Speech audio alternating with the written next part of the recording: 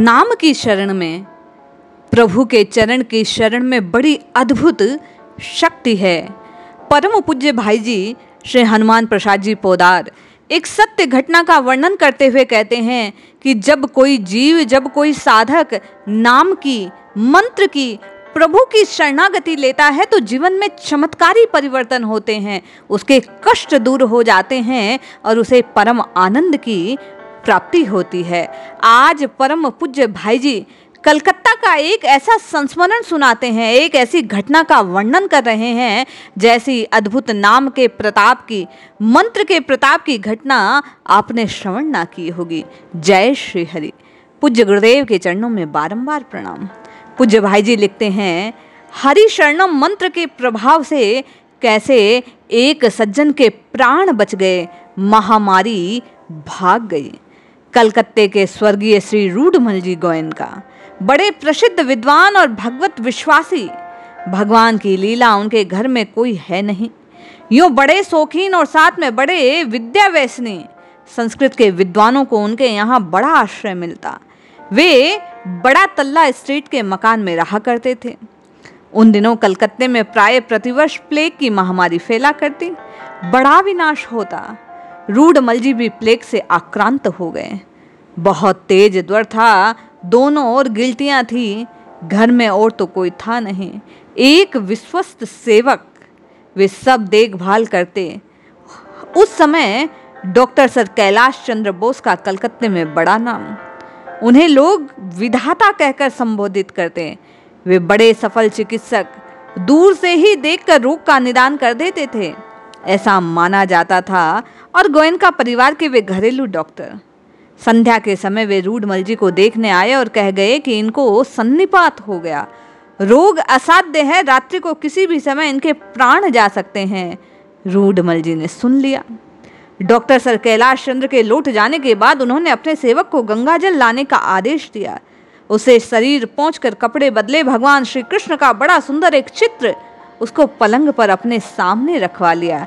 चारों तरफ तकिए लगाकर वे बैठ गए। सेवक से कहा, तू किवाड़ बंद कर, जा बाहर बैठ जा। डॉक्टर साहब रात को प्राण त्याग की बात कह गए हैं, यदि प्राण रहेंगे मैं जब आवाज दूं तब किवाड़ खोल देना, नहीं तो सवेरे किवाड़ खोलकर परिवार के अन्य लोगों को सूचना दे देना, वे अंत्येष्टि की व्यवस्था कर लेंगे। सेवक ने आज्ञा अनुसार बाहर से किवाड़ बंद कर दिए। जैसा स्वामी की आज्ञा थी, सेवक ने उसे पूर्ण किया।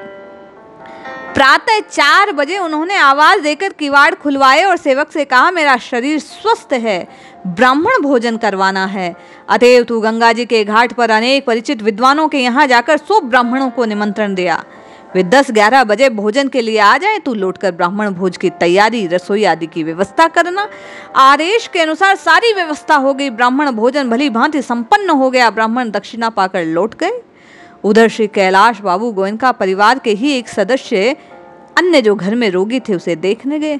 उन्होंने पूछा, बाबू रूडमल जी दाह क्रिया करके आप लोग कब लौटे?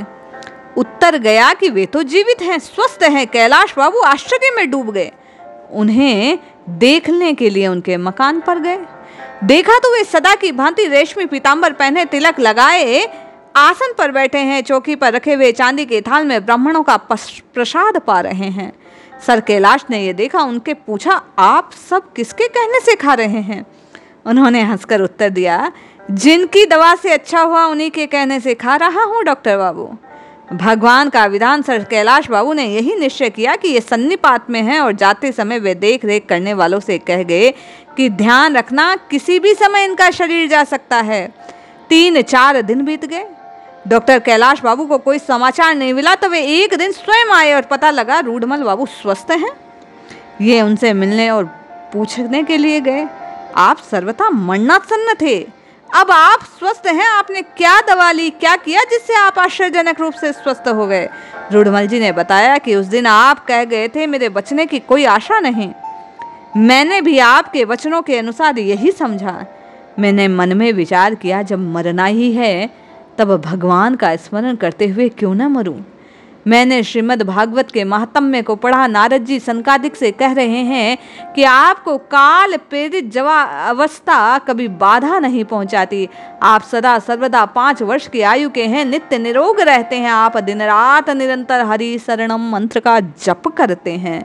मैंने सोचा मैं भी इसी मंत्र का जप करूं। मैंने गंगा जल से शरीर पोंछकर बदलकर कपड़े भगवान श्री कृष्ण के सुंदर चित्र को अपने सामने स्थापित किया। जर कुछ ठीक ना था, गिल्टियों में दर्द भी भयानक था, पर मैं तीनों ओर तकियों से लगवाकर इसी मुश्किल तरीके से कैसे तैसे बैठ गया और हरि शरणम मंत्र का डॉक्टर बाबू जप करने लगा। पता नहीं कितनी देर होश में रहा। जब तक मैं होश में रहा जप चलता रहा।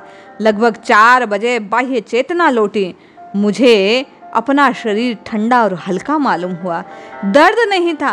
मैंने हाथ लगाकर देखा, दोनों ओर की गांठें बैठ चुकी हैं। मैंने सोचा कहीं वहम न हो। मैं पलंग से नीचे उतरकर कमरे में इधर उधर घूमा। न दर्द था न ज्वर। मैंने समझा ये हरि शरणम मंत्र का चमत्कार है। ब्राह्मण भोजन कराना चाहिए, अतः मैंने ब्राह्मणों को भोजन की व्यवस्था की। ब्राह्मणों के भोजन करके लौट जाने पर मैं उस दिन उनका प्रसाद खा रहा था। उसी समय आप पधारे। मेरी दवा और मेरा डॉक्टर हरि शरणम मंत्र है, जिससे मुझको आश्चर्यजनक रूप से स्वस्थ कर दिया। डॉक्टर सर कैलाश बाबू ये सुनकर आश्चर्यचकित हो गए। उनकी आंखों से आंसू झलक आए।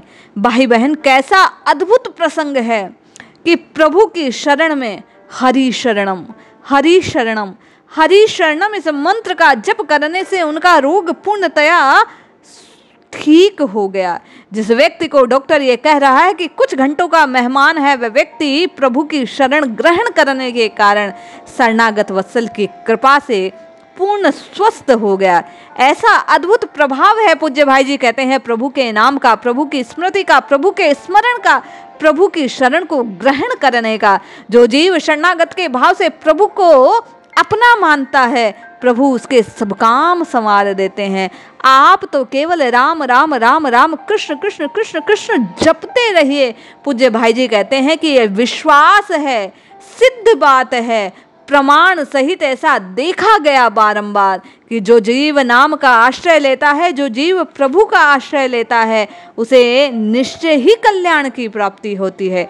इसलिए जपिए जपिए जपिए, नित्य निरंतर केवल और केवल प्रभु के नाम को जपिए, कल्याण अवश्य होगा। जय श्री हरि।